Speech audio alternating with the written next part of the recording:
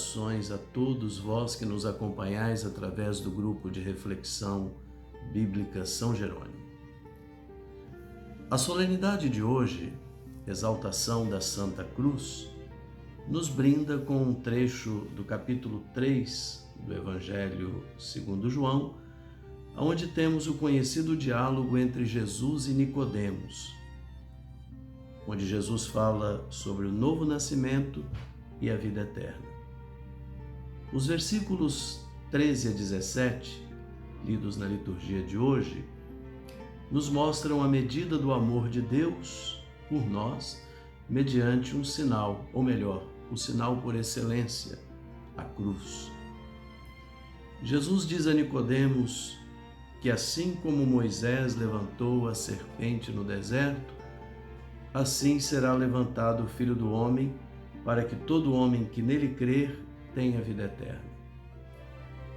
Ele se refere aqui à serpente de bronze citada no livro dos Números, primeira leitura de hoje, explicando a necessidade do seu levantamento sobre a cruz para obter a salvação. O que é que nós temos aqui?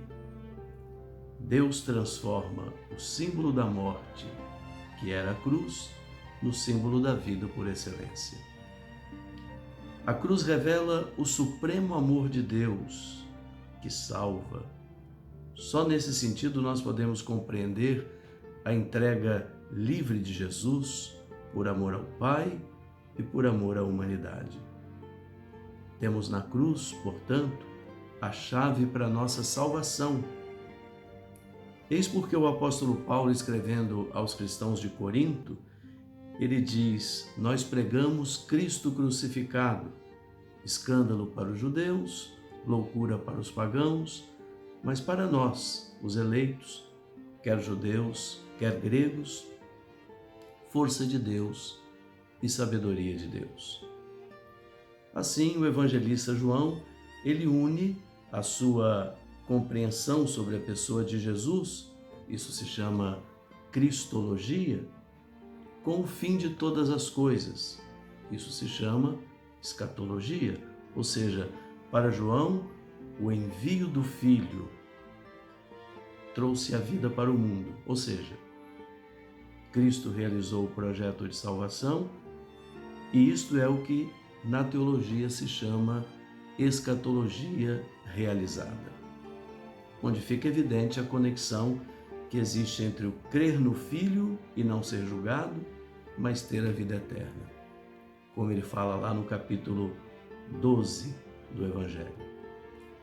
Estes são os únicos versículos lidos na liturgia de hoje, fora do capítulo 1, versículos 6 e 18, em que João se refere ao Filho como Filho único, como unigênito, monogenes, diz ele em grego, e a expressão Jesus, Deus entregou o seu Filho único, poderia ser aqui uma referência à entrega de Jesus à morte, da mesma forma como faz o apóstolo Paulo na carta aos Gálatas, na carta aos Romanos.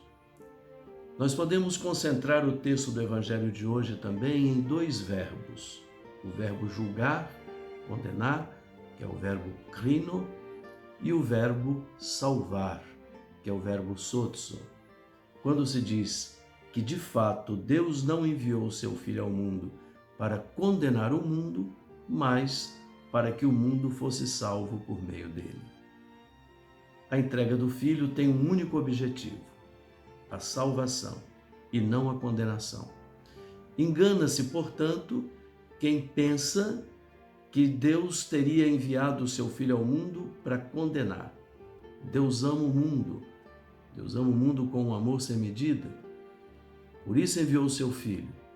E o seu Filho se encarnou exatamente para manifestar em profundidade o amor do Pai, a sua misericórdia, o seu projeto de alegria, o seu projeto de paz para a humanidade. Como tem mostrado insistentemente o Papa Francisco, não é, pois, possível contestar o amor e a misericórdia de Deus no mundo muitas vezes árido em seus sentimentos, fechado numa obsessiva busca por interesses materiais, com tendência a marginalizar e, pior, descartar as pessoas. O amor que se entrega na cruz se esvazia de si mesmo, como diz a primeira leitura da liturgia de hoje, que nos mostra que a cruz é de fato o púlpito de Deus na história humana.